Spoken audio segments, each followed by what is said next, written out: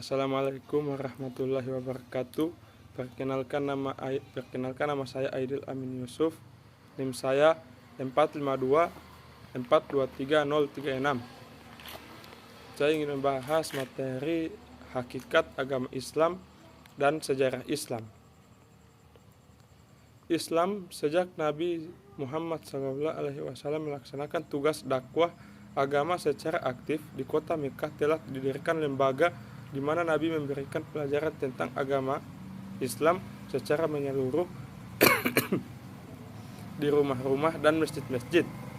Salah satu rumah yang terkenal dijadikan tempat berlangsungnya pendidikan Islam adalah Dar al-Arkam di Mekah. 1.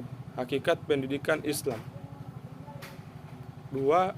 Peran Al-Quran dalam menggambarkan hakikat Islam. Yang ketiga, penyebaran Islam dari Arab ke berbagai wilayah. Keempat, peran Nabi Muhammad dan terbentuknya sejarah awal Islam. Yang pertama, kita membahas tentang hakikat pendidikan Islam. Hakikat pendidikan Islam adalah proses membimbing dan mengarahkan pertumbuhan dan perkembangan anak didik agar menjadi manusia dewasa sesuai tujuan pendidikan Islam. Pendidikan Islam memegang peranan yang menentukan terhadap perkembangan masyarakatnya. Oleh karena itu, keberadaannya merupakan salah satu bentuk manifestasi dari cita-cita hidup Islam yang bisa melestarikan, mengalihkan, menanamkan, dan mentransformasi nilai-nilai Islam kepada generasi penerus. Yang kedua, peran Al-Quran dalam menggambarkan hakikat Islam. Al-Quran memiliki peran sentral dalam menggambarkan hakikat Islam dan merupakan sumber pedoman utama bagi umat Islam. Al-Quran dianggap sebagai firman Allah yang diturunkan kepada Nabi Muhammad SAW melalui malaikat Jibril. Beberapa peran penting Al-Quran dalam Islam meliputi 1. Pedoman hidup, 2. Arah kiblat, 3. Hukum Islam, 4. Akidah atau keimanan, 5. Sejarah dan kisah Nabi. Yang ketiga, penyebaran Islam dari Arab ke berbagai wilayah. Yang pertama yaitu perdagangan.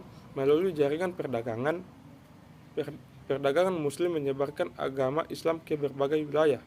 Yang kedua, penaklukan militer. Penaklukan militer oleh pasukan Muslim seperti yang dilakukan oleh Rasyidun dan Kekhalifahan Umayyah mengakibatkan penyebaran agama Islam ke wilayah-wilayah baru. Yang ketiga, dakwah dan misionaris. Misionaris Muslim aktif dalam menyebarkan Islam.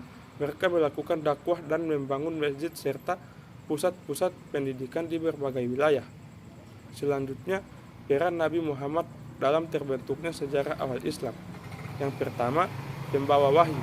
Nabi Muhammad adalah utusan Allah yang menerima wahyu Al-Quran selama lebih dari 20 tahun.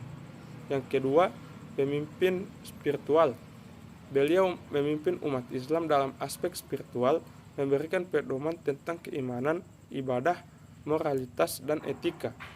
Ketiga, pemimpin politik. Nabi Muhammad juga memainkan peran penting dalam membentukkan negara Islam pertama di Madinah. Keempat, penyebar agama. Beliau melakukan dakwah untuk menyebarkan Islam yang mempengaruhi banyak orang untuk memeluk agama ini dan membentuk komunitas Islam yang awal. Kelima, model perilaku. Nabi Muhammad dianggap sebagai contoh sempurna dalam perilaku dan etika.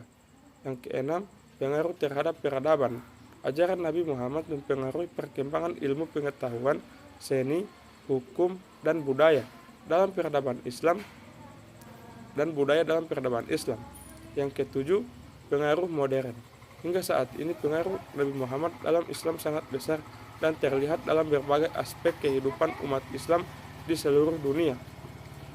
Selanjutnya, kesimpulannya, hakikat Islam adalah keyakinan yang mendalam dalam keesaan Allah, dan ia mencerminkan jalan hidup yang dijiwai oleh kasih, perdamaian, keadilan, dan pengabdian kepadanya. Yang kedua, sejarah Islam